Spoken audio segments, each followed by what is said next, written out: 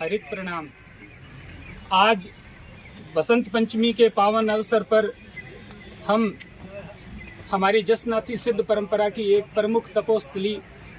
हंसोजी धाम लिखमादेसर में हमारे देवतुल्य संतों सिद्ध महापुरुषों के सानिध्य में राम रूख अभियान मुहिम के तहत एक नए सिलसिले की शुरुआत कर रहे हैं। ये सिलसिला जसनाथ जी की उन शिक्षाओं पे चलने का आह्वान है जो 500 साल पहले उन्होंने धरती पर मनुष्य ही नहीं अपितु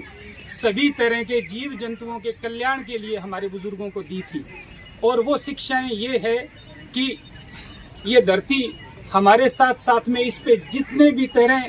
के जीव हैं, वनस्पतियां हैं, उन सब की माँ है, लिहाजा उन सब की इसमें हिस्सेदारी है। और उस हिस्सेदारी पे बात किए बिना, उस हिस्सेदारी को समझे बिना, उस हिस्सेदारी को साथ लिए बिना मनुष्य का कल्याण संभव नहीं है। और ऐसा मनुष्य धर्म की राह पे चलने वाला मनुष्य भी नहीं हो सकता। तो हम इस राम रूख अभियान के तहत कल यहाँ हमारी इस पवित्र भूमि से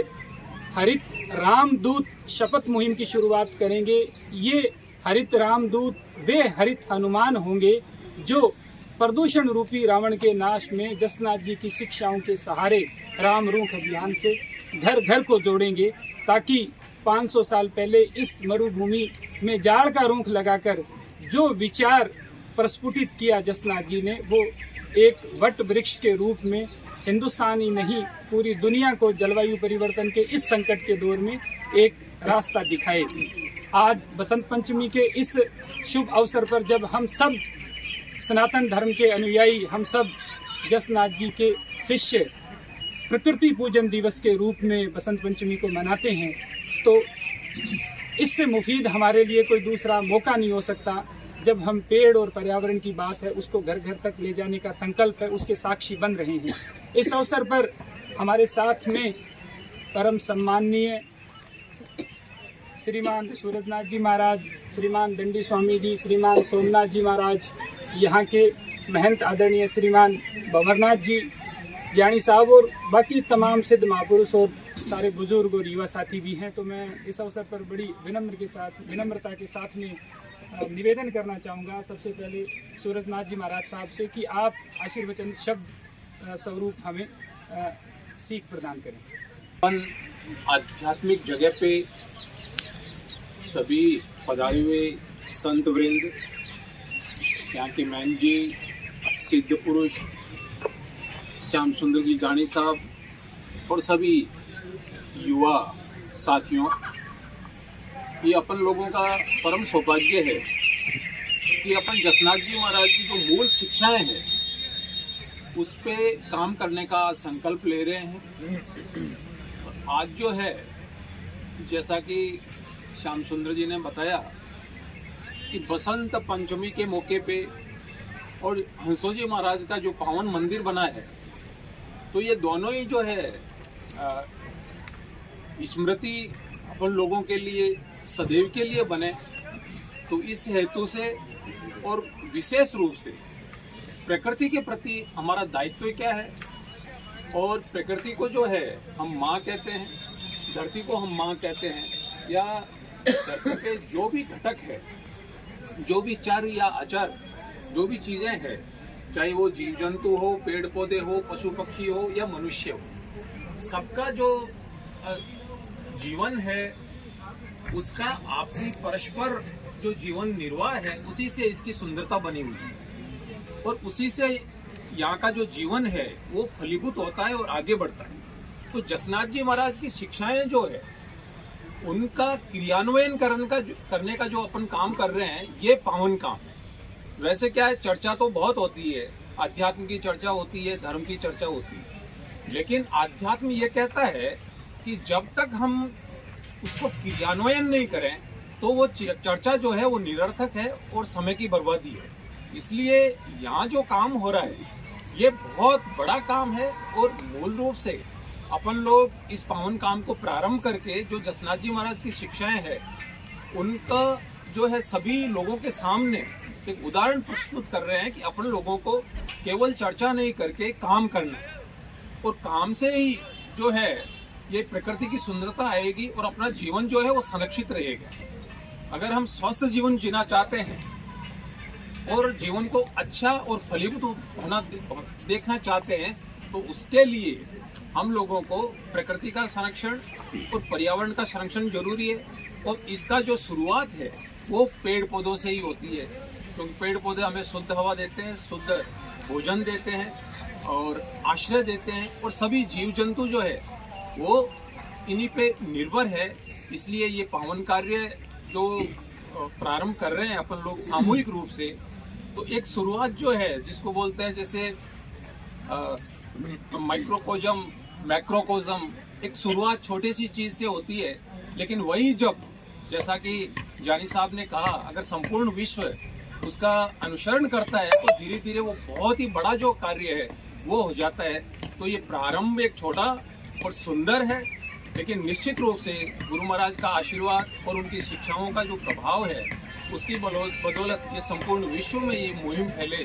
और अपने सनातन धर्म की जो शिक्षाएं हैं उनका विस्तार मिले, यही मैं आप सभी लोगों से मंगल कामना करता हूँ। श्री हरि, धन्यवाद। धन्यवाद महाराज साहब। अब मैं बड़े सम्मान से निवेदन करूंगा आदरणीय दंडी स्वामी जी से कि आप भी इस अवसर पर हम सबको आशीर्वचन स्वरूप 2 शब्द कहें। महाराज, सम्माननीय परमहंस संत श्री सोमनाथ जी महाराज, गुरु हंसो जी धाम के सम्माननीय महंत श्री भवननाथ जी एवं सुनाम धन्य श्री श्याम सुंदर जी जानी, अनेक रूप में जो आज इस प्रकृति को अपनी गोद में थमा करके खड़े हैं, वो परात्पर शक्ति। जैसा कि अभी मैन जी ने बताया था कि हमारे आचार्यों ने हमें वो मार्गदर्शन किया है, हमारी उस वैदिक संस्कृति को उन आचार्यों ने अपने उपदेश के द्वारा, अपनी क्रिया के द्वारा मूर्त रूप प्रदान किया, और वो मूर्ति आज हमारे हाथ में सुशोभित हो रही है। श्री श्याम सुंदर जी का यह जो संकल्प है, श्री देव जसनाथ जी का जो प्रकृति पूजन का संकल्प है, वो संकल्प आज इस बसंत पंचमी के इस पावन पर्व पर यही मंगल कामना करते हैं कि ये बसंत पंचमी जैसे सरस्वती पूजन, प्रकृति पूजन, और आज इस राम रूप हरित क्रांति राम रूप पूजन के रूप में एक दिन इस प्रकार पल्लवित हो। ये सरस्वती पूजन के रूप में बसंत पंचमी जानी जाती है, यही बसंत पंचमी एक दिन राम रूप के रूप में जानी जाए, इसी मंगल कामना के साथ धन्यवाद। एवं बहुत धन्यवाद स्वामी जी, आपने बहुत ही जो सारगर्भित बात हमें कही है, और हम सबका ध्येय भी यही है कि ये जो रूप है ये जसनाथ जी के रूप प्रसाद के रूप में हमारे घरों में हरित सदस्य के रूप में, आज एक बाल रूप में, कल को वयस्क, और उसके बाद में जो है हमारे अभिभावक के रूप में हमारे घरों में सुशोभित हों, ताकि धीरे धीरे हम हमारे घरों से शुरू करके हमारे रिश्तेदार, परिजन, मित्रगण और सभी तक इस मुहिम को लेकर के जाएं। मैं सोमनाथ जी महाराज साहब से निवेदन करूंगा कि आप भी इस मौके पे हमें आशीर्वाद दें।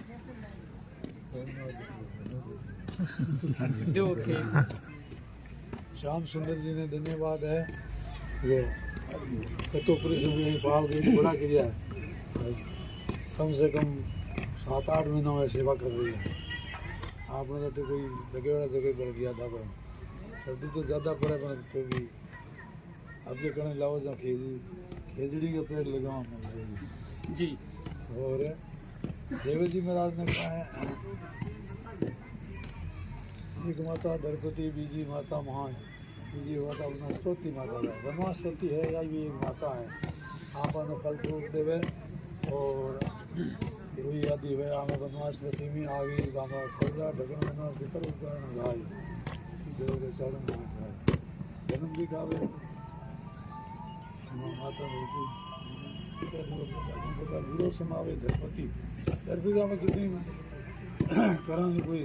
बलपुत्र करा वो तो आसो सहन करे वीरो समावे धरपति जन्म दिखावे माता बिना कोई जन्म नहीं दिखावे माँ की सेवा करे नहीं वो भी पेड़ लगाई एक माता दशरथी जी माता माता वनवासपति है वनवासपति पेड़ पौधा लगाना चाहिए और ज़्यादा से ज़्यादा सिंह की सेवा करनी चाहिए दाव लागत में बचाव होना चाहिए लगाने में फालतू काम नहीं हुए सेवा करिए हम तो हमारा फल मिले और काम सुधी धन्यवाद है विद्या महाराज जी बहुत धन्यवाद। बहुत सारगर्भित बात कही है स्वामी जी ने। लगाने के बाद में देखभाल करेंगे तभी सार है। तो मैं इस मौके पे अंत में ये निवेदन करना चाहता हूँ कि हम पौधा तभी लगाएं जब पेड़ बनाने की सामर्थ्य, नियत और भावना है। अगर वो नहीं है तो हम लेके ही नहीं जाएं, लगाए ही नहीं, क्योंकि लगा करके नष्ट कर दें तो उससे ज्यादा खराब काम कोई हो नहीं सकता। तो कल हम ये जो यहाँ पे 5200 पौधे हैं बेलपत्र, जामुन, अमरूद और नींबू के, इन पौधों को साक्षी मानकर हम हरित रामदूत के रूप में शपथ लेंगे और इस शपथ के साथ ही विधिवत रूप से हम जो है यहाँ से जसनाथ जी, हंसो जी महाराज और हमारी जो प्रकृति है उन सब के आशीर्वाद से इस मुहिम को आगे बढ़ाएंगे। आप सबसे भी निवेदन है कि जो भी इस वीडियो को देख रहे हैं किसी भी माध्यम से, वो अगर संभव हो सके तो कल 10 बजे पधारें, हमारे साथ इस मुहिम का हिस्सा बने। कल नहीं आ सकते तो भी ये अनवरत मुहिम जारी रहेगी देश और दुनिया में, तो इस मुहिम का आप हिस्सा बने ताकि हम सब मिल करके और हमारा पर्यावरण है उसको बचा सकें। राम राम जी।